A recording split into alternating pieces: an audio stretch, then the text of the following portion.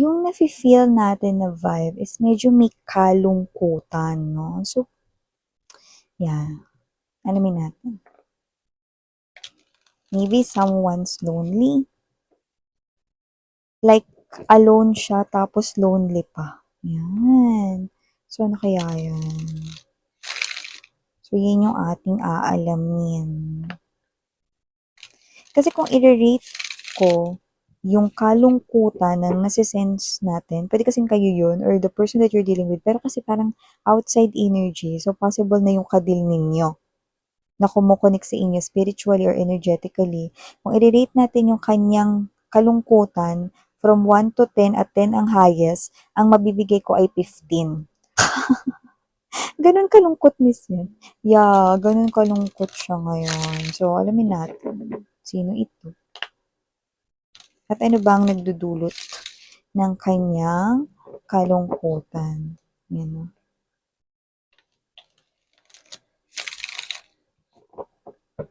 Okay.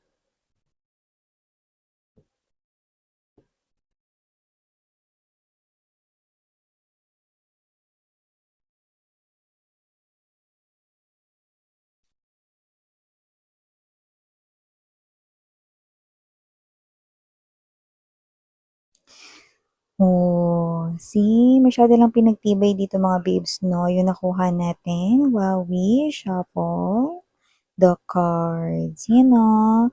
So, meron talaga ditong energy malungkot dito, guys, no? And for some reason, I'm picking up those energies na na-pick up natin, no? Very, very, very last time. Not so old reading yon, no? Possible na last week or last 2 weeks, no? May mga ganyan. But kung sino man 'tong mga babes, no, sobrang lungkot niya ngayon. Puwedeng binabaling niya rito, no, yung kanya ritong atensyon sa ibang bagay pero wala pa din. Puwede ring nakikinig siya rito ng mga musics pero alam mo yung malungkot ka na nga pero sad pa yung pinakikinggan mo. Gano'n, no? Maybe this person here is listening sa inyo ritong ano, um, what's this? Um, dating theme song, yan, no? Kung ex nyo siya. Pero meron din ako ditong ibang nakukuhang energy, no? Na iba yung scenario. Yan. See?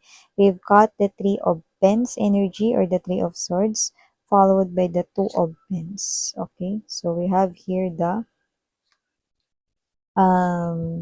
Six of Pens energy or the Six of Swords and yes. You know? Yung iba, kaya muntik ko nang ilagay dito, 'di ba?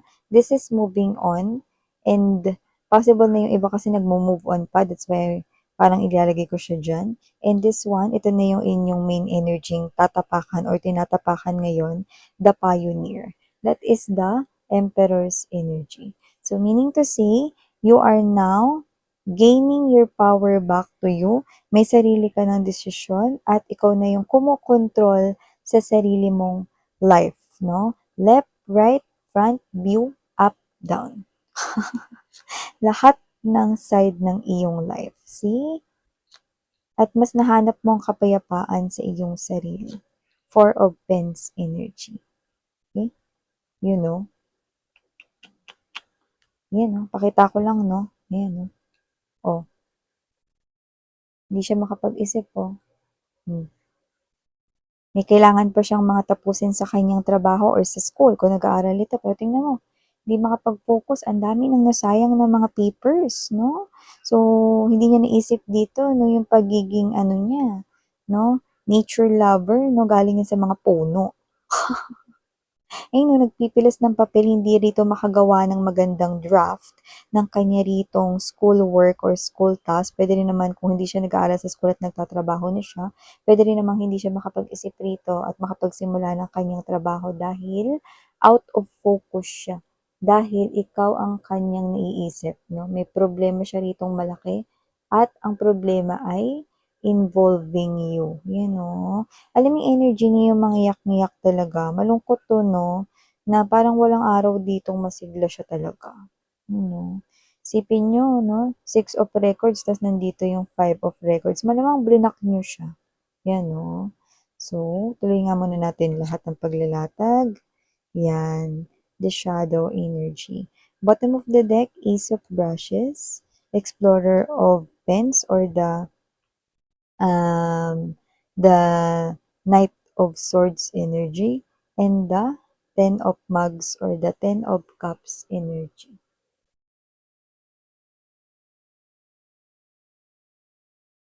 So, okay, bago natin pag-usapan ito more, no, bati muna tayo dito, bati-bati.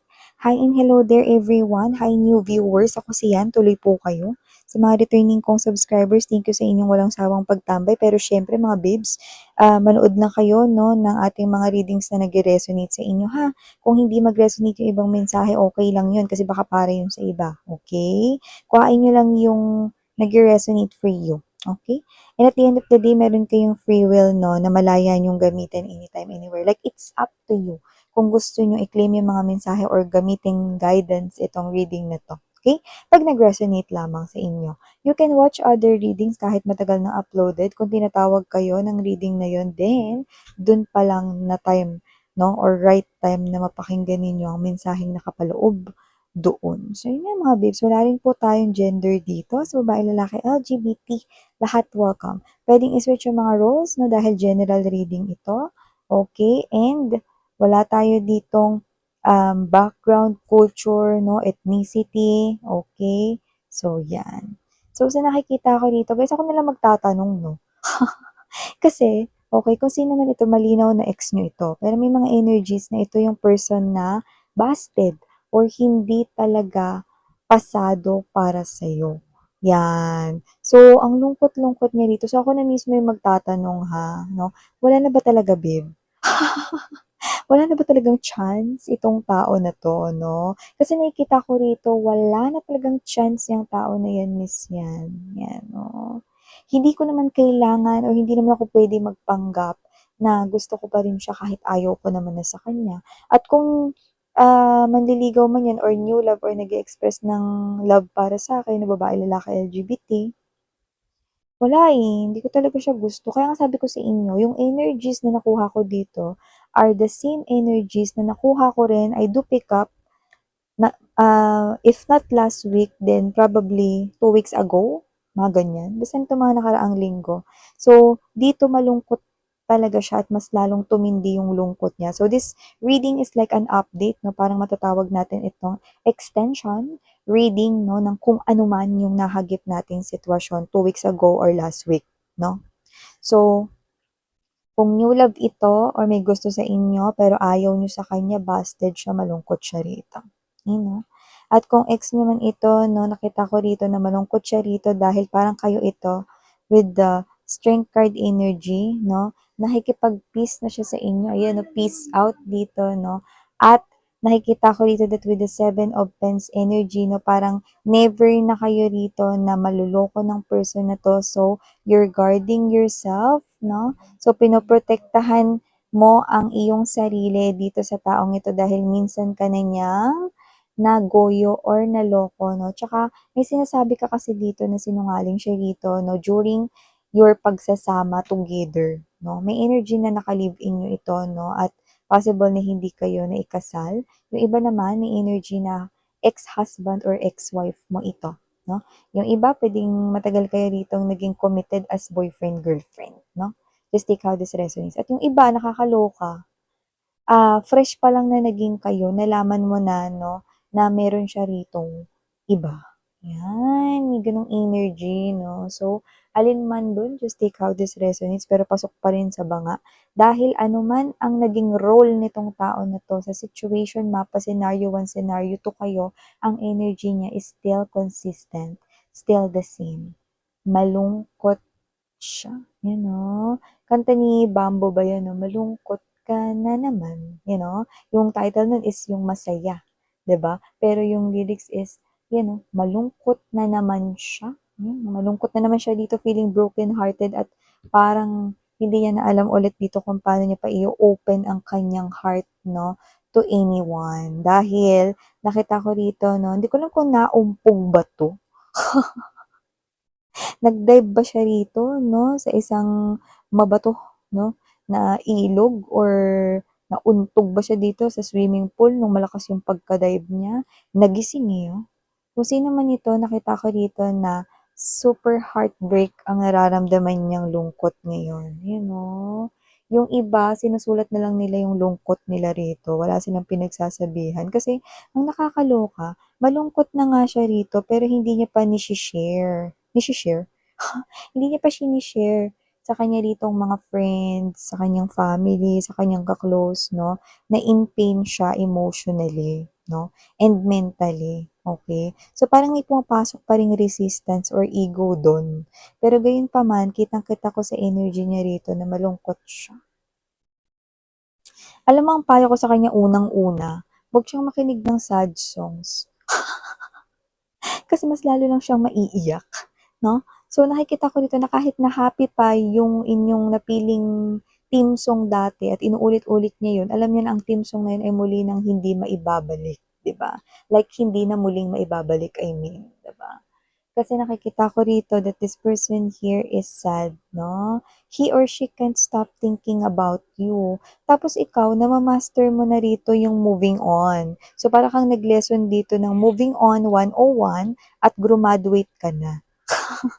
With the pioneer energy, you are now the emperor's energy. You're sitting prettily dito at nakikita ko na nama-master mo na ulit yung areas ng life mo. Hindi na ikaw yung energy na hindi masubo ang isang spoonful ng kanin dahil heartbroken ka about this person, if this is your ex, no? Pero ngayon, nakikita kita nakakatulog ng mapayapa, no? At pwedeng mahilig ka rin sa music gaya niya. So, nakikita ko dito na meron kang earphones or headphones na pampatulog, puwedeng nanonood ka kasi 'no, ng movies sa mga, social media platform, puwede rin naman sa mga Netflix, Viu, 'yan hindi po ako endorser ng mga 'yan.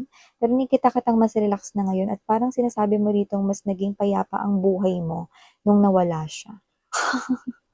So, nakita ko na hindi mo pa rin dito tinatanggal ang pag-block sa taong ito, kung hindi man ito social media, hindi mo tinatanggal rito I mean hindi mo na ino-open ang door mo for this person. At sarado na rin mga babes 'no, ang bintana pati na ang kinalalagyan ng exhaust fan ng banyo ninyo or ng bahay ninyo 'no, hindi na puwedeng dumaan ang taong ito. So, with the shadow card energy nakikita ko rito 'no, patuloy rito na ganito na ma-o-obsess siya rito, kakatingin sa social media mo 'no, gamit ang new accounts or dummy accounts para lamang makita at, masilayan kayo kahit sa picture lang, 'di ba? Kakaawa yung energy niya. So, nakikita ko ito na umpisa pa lang nakita ko na agad na wala na kayong pakialam, dito pa lang, eh. Kaya nga sabi ko sa inyo rito, "Guys, wala na ba talaga?" Kasi super lungkot niya, eh, 'no? Parang gusto kong sabihin dito na parang wala lang, matanong lang 'no, pero hindi ko pinipilit kasi nakita ko rito na kung sino man siya, nag-cause talaga siya ng major heartbreak sa inyo. So, wala naman ako sa posisyon para sabihin sa inyo 'no, kung ano yung dapat niyong gawin since nakikita ko naman na tama. Pero kung hindi bilang isang energy reader 'no, kunyari bilang isang kaibigan ninyo 'no, para sa'kin kung tinatanggihan niyo na itong tao na 'to, yun din yung gagawin ko. Bakit? Kasi ako yung klase ng taong 'di bumabalik sa ex. And at the same time, kapag may nagawang hindi maganda sa'kin yung tao, hindi sa tinatanim ko yun sa isip ko, kundi para sa'kin tama na yung isang beses yun, 'no? So, para sa'kin kasi open ako for new things 'no. So, naiintindihan ko kayo dito ngayon na na-master up niyo na ito, I'm so proud of you. Dahil akong nanay mo rito sa channel na ito, pati dun sa isa ko pang channel 'no, kung hindi niyo pa yun knows, i-click lang ang link nasa description box 'no. So, happy ako Emperor's energy ka na, nakita ko rito na mas gumaganda pa nga yung aura mo at mas nagiging glowing ang iyong aura. Meaning to say, mas minamahal mo na rito yung mga nangyayari sa life mo at nakikita ko dito na tuloy-tuloy na yung pag-alis mo sa iyong nakaraan. You're moving forward. You've mastered up from moving on 101 hanggang sa graduate ka na at naabot mo na ang diploma mo sa pagmo-move on. So dahil diyan, nakikita ko dito na patuloy siyang mag-iisip sa'yo at patuloy ka niyang i-o-observe at papanoorin sa iyong social media account, 'no? Mga post mo, captions, 'yan. Facebook, Instagram, 'no, gagawa siya ng paraan, okey? Hindi yung sarili niyang account kasi may malakas na energy-ng blinak niyo siya. So, itong person na 'to mas maluloka kasi iniisip niya rito at mas maiisip niya rito dahil blooming kayo, iisipin niya rito 'no, na baka meron na kayong love life or love life na bago. Pero yung iba, yes, meron na nga talaga. Pero hindi lang kayo pala post sa social media.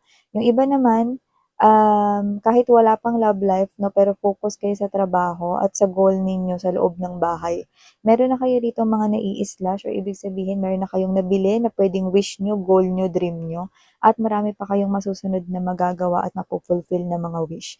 Nakikita ko rin kayo dito nagre-relax at yung iba magagawa ninyo 'no, ang higit sa, 3 'no or higit sa 2 or 3 'no na nasa bucket list ninyo kahit wala pang kalagitnaan ng year 2025 'no. Yeah, may nakita ko dito 'no, meron kayo ditong matagal niyo ng wish 'no, na included sa bucket list ninyo, parang travel yun sa ibang bansa, okey? So, mangyayari yun, matutuloy ngayong year 2025, yan 'no. Maaaring hindi yun yung mauna ninyong matupad na 2 to 3 bucket list 'no, bago mangalahati yung 2025, puwedeng sa year 2025 'no, na second half or whatever 'no, pero yun nga, okey?